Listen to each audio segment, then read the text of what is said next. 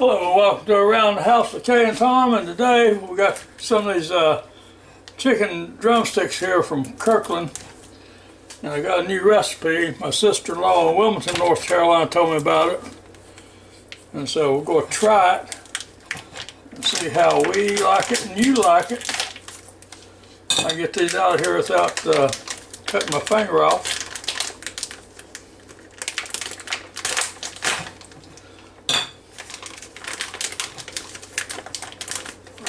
Now I'm just going to dump them in this mixing bowl here. Try to.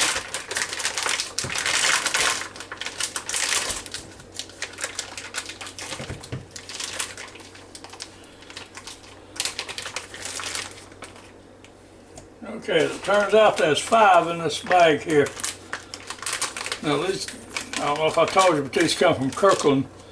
You know, so it says, what does it say here? Hatched, raised, and harvested in the United States. Make sure you cook to 185. Well, I don't know if I'll cook it that long or not, but we'll see. So, next time we'll do them, we'll put them over here in the sink and wash them off. I'll be back. Okay, now I've got these all washed off and cleaned up. Let's see if I can drain a little bit more of the water off before I put them out. Get this plate right here. There you go, those look pretty good though. You can't hardly go wrong with stuff you get from Costco. They take pretty good care of it. Okay, now there's a couple of ways you can do this next step. I'm going to put these down this vacuum sealer bag here. But if you don't have a vacuum sealer, you can put them in a Ziploc bag, or you can put them in a plastic container or whatever. But the main thing is you want to make sure you get enough buttermilk in here to cover these up to where it can soak in the buttermilk. Okay, now my lovely assistant Kay has got to hold this bag here so I don't spill everything. I'll put this buttermilk down in there.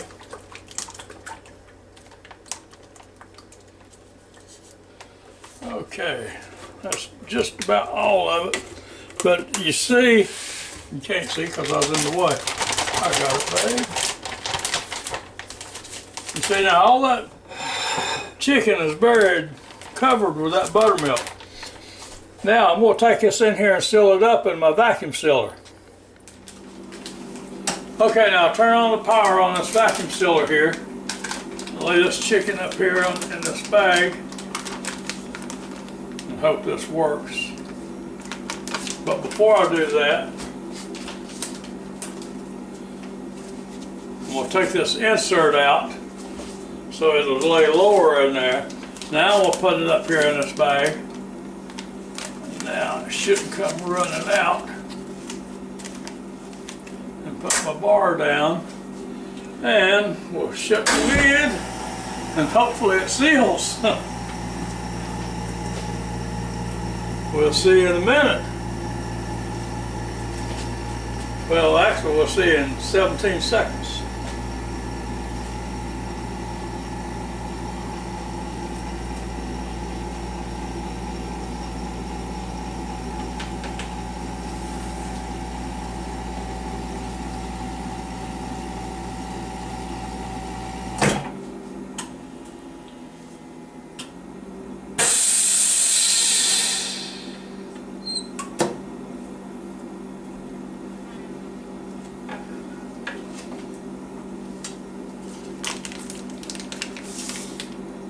And there you have it. It's all sealed up in here. Now we'll just put this back in the fridge and let it sit there for about 3.5 to 4 hours, and I'll be ready to cook it up. But so we'll be back then. Okay, now it's been in here about 6 hours, close to it, and I've got my Evo sprayer here with olive oil in it, and today we're going to use this Kentucky Kernel seasoned flour. And so next time we got to do is cut this bag open and start taking this chicken out here, ever how messy it is. Okay, from here on in, I'm going to try not to touch this hand to the chicken. I'm just going to try to do the left hand with the chicken and the buttermilk and such.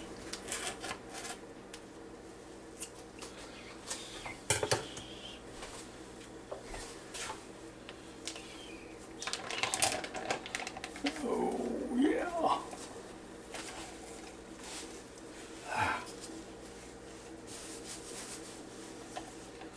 There we go. Now just let it drain like that right back in that bag while you're picking it up. And I know you saw that buttermilk touch my. It seems to want to stay with it pretty good. Now I'm going to hold this over the sink a little bit here when I hit it with this spray ball of oil. And I'm just going to have a couple of squirts. Now, I think my sister-in-law, Lou, said only to use a tablespoon or something like that, which I'm sure that's not even a tablespoon. She just said don't overdo it. So, we'll go get this covered good.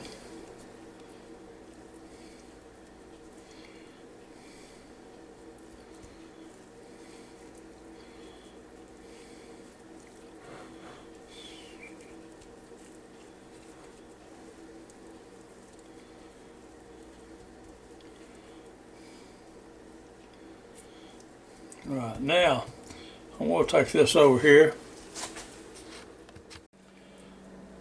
Okay, now I sprayed the inside of this crisper basket here with oil, actually with cooking spray. And we'll lay that chicken leg right down there on top of it like that. Now before I started, I'm going to spray the top of each one of these legs with a little bit more cooking spray. And so now we'll go back over here and do the rest of these like that, and we'll be back. Okay, now I've got all 5 of those legs down there and they look pretty good, and we'll hit them a little bit with this cooking spray here. Alright, now we're going to shut the lid on this FOODi DELUXE. Okay, we'll come over here and turn on the power. We'll leave it on air fryer like that. It's on 390 and we'll drop it. Hit the wrong button. Hit the timer button, the temp button, and it'll change. 360, and on the time over here, well, I'm going to leave time on 20 minutes. And then we'll hit start. Alright, now, hopefully this all goes well. We'll see, because I love chicken legs. So in the meantime, while y'all waiting, how about joining our channel and give us a thumbs up? We sure would appreciate it. Thank you very much, you people and folks that watches our videos. It means a lot to us. And if you get a chance, check out the links down below. You might see something you might like from Amazon. So, hang in there. We'll be back in about 19.5 minutes. Or 19 minutes and 30 seconds. Something like that. Okay, now it's almost been cooking 14 minutes. I think we'll take a look, see what it looks like here. So let's move on over here closer so you can see down in there.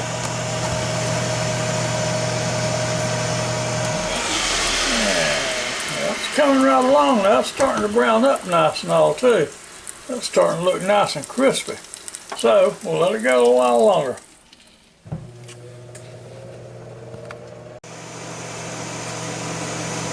Okay, now we're down to 15 seconds here, and I know it's not done by just looking at it, but I took the temperature up a while ago and it's about 120, so we know that's not hot enough for a chicken leg. So what I need to do anyway is turn them over. I don't usually turn stuff over in the FOODi DELUXE, but I'm going to turn these over and I'll show you why when I turn them.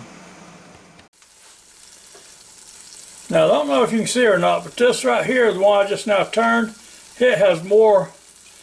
It's turning brown more than the others, so I'm not going to turn them over, because what a FOODi is, that's what I was going to say a while ago, that's why I don't usually turn stuff in it. the way these holes are in the bottom, it circulates the air so good, it cooks about as good from the bottom as it does the top. So all I'm going to do is just turn this one back over the way it was, and I'm going to hit these with the cooking spray one more time, and then we'll turn up the temperature on them to 390. Okay, now I've got it set at 390 on air crisp for 20 minutes. Well, that's 20 minutes is going to be way too long. I got to burn them up. So I'm going to go ahead and bring them down here to 7 minutes and hit the start button. I'll just about bet you, when that 7 minutes is up, they're going to be ready to eat, and they're going to look pretty too. We'll be back. All right, we're down to about 6 seconds now, and I look down there and it's starting to look really good, and every one of them is over 165. So I'm getting ready to take them out of here, and we'll go cut into one and see how it is. Okay, now these ought to be just about cool enough for me to take a bite of here in a minute. See if I can pick it up. Oh, no. So I'll be back in a minute. Okay, now it's been sitting here a few minutes. I'm going to try it and see if I can hold on to it. It looks good, doesn't it?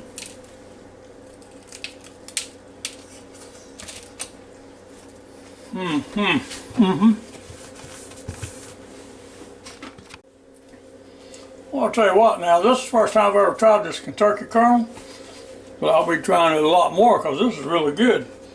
Now this is done through and through down through there, and it's so hot I can't hardly hold it, but you can see what it is. So, even that little part that didn't look like it was crunchy.